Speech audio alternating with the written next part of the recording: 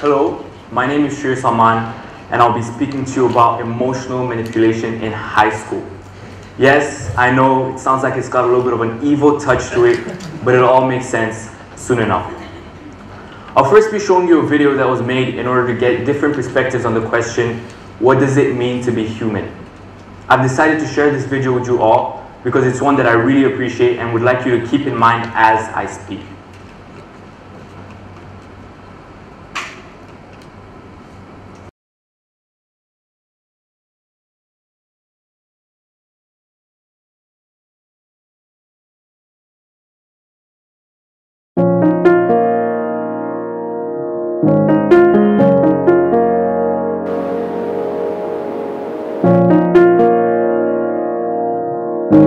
What do I think it means to be human?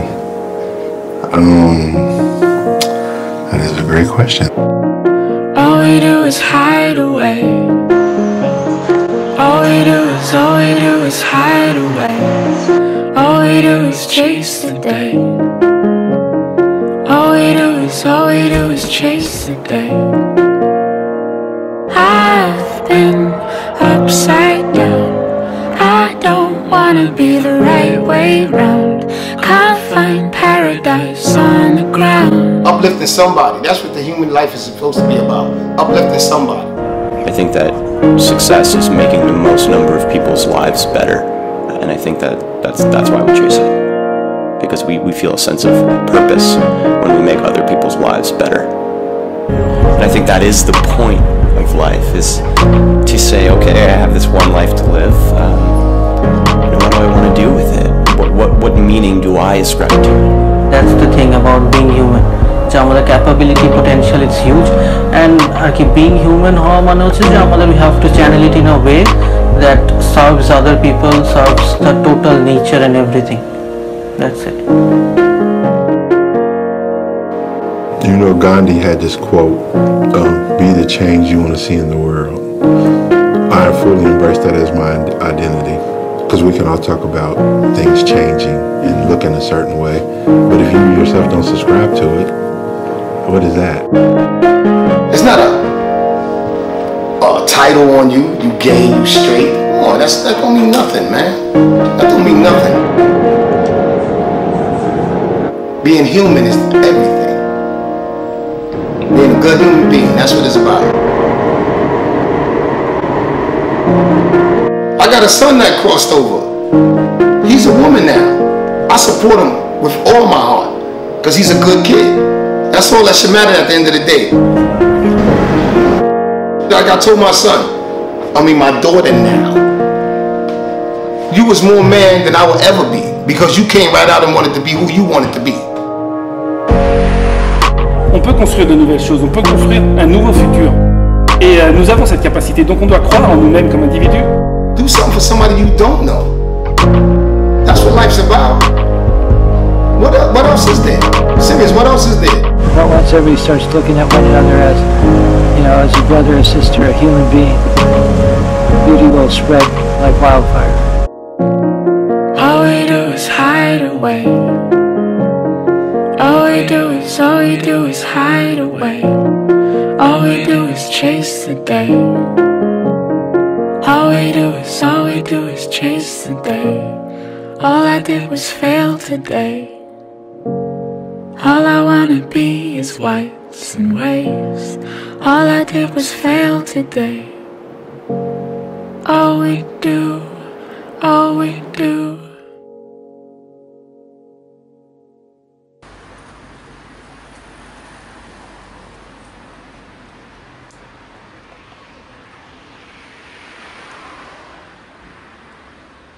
Wow, always hits me right in the feels.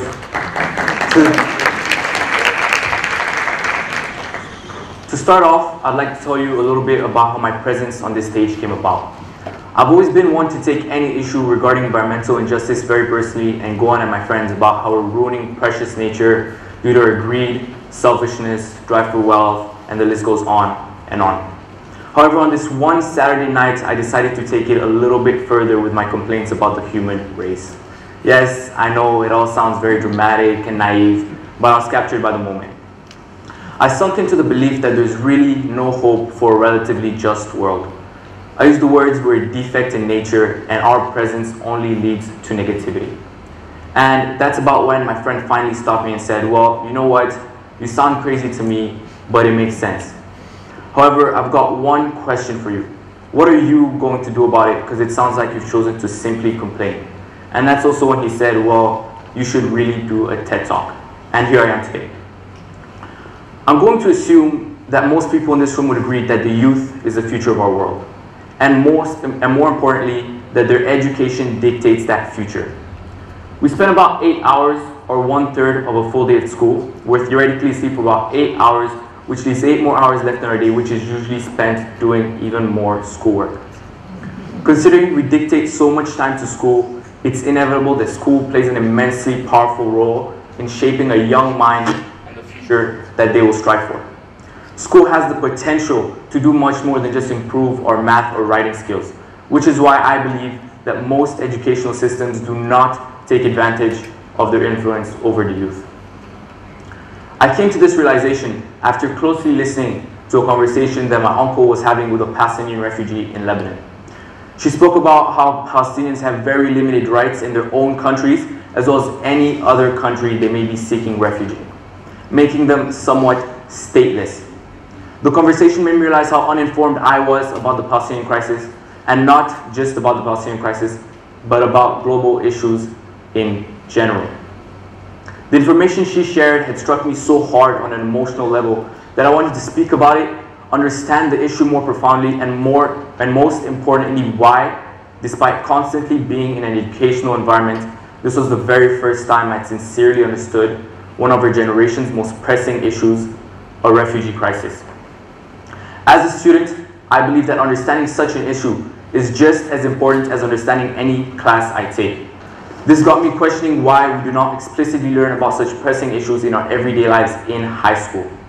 Now, I know some of you may be thinking, what a lazy student, just read the news. But reading an article about how missiles affect a country by yourself and discussing such an article in class have two different effects. One is just the usual, and the other leaves a young mind in contemplation. The conversation taught me two things I'd like to emphasize on. The first being that well-informed people care. Yes, I know this may sound like a very simple concept, but applying this very simple concept could very well change the way young minds view the world. Yes, most students take a glimpse at the headlines and read the news, but doing just that isn't going to make the youth feel an obligation to take action. It isn't going to spark the fire that makes a young and striving mind want to make a purposeful change. It really is vital that young students are thoroughly educated about such pressing issues, because that 15-minute conversation had a completely different effect on me, a 16-year-old high schooler, than it did on my 40-year-old uncle. Which brings me to my second point. The second concept that became very clear to me is that a teenager's emotions can serve as their driving force to do good. Yes, of course, my uncle took the issue at heart, but at the end of the day, his biggest worry was still supervising the motel that he earns a living from. To me, on the other hand, it was a motivation to want to find meaning in what I do and use my privileges to help someone other than myself. And my case isn't a unique one. An interesting fact that helped reinforce my talk is that teenagers use the amygdala, the emotional part of the brain, when making a rational decision. While in adults, the frontal lobes, the part of the brain that's used for impulse control, is more stimulated when making a rational decision. To put it simply, teenagers are biologically wired to be emotionally driven. Now, it's important to remember that such powerful emotions at such a young age can be used negatively. Hate can make you pessimistic, wealth can make you envious, and anger can lead to violence. However, this also means that teenagers can love more, sympathize more, and feel more concern. This is why schools should play more into emotional manipulation to make students care, and I know this sounds very cliche, work towards a better world. Now that I have your attention, I'd like to clarify that by emotional manipulation, I'm referring to emotionally engaging students through education for a positive cause. Just like how that video I shared with you may have emotionally affected you.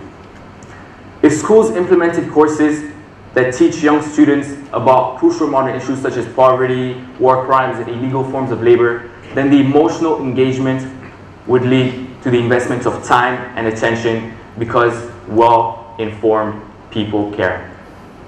This will push students to pursue meaningful careers that aim to make a positive contribution to society. A majority of students I know graduate from high school saying they want to study international business. They want to be an investment banker. And when asked why, they aren't quite sure why themselves.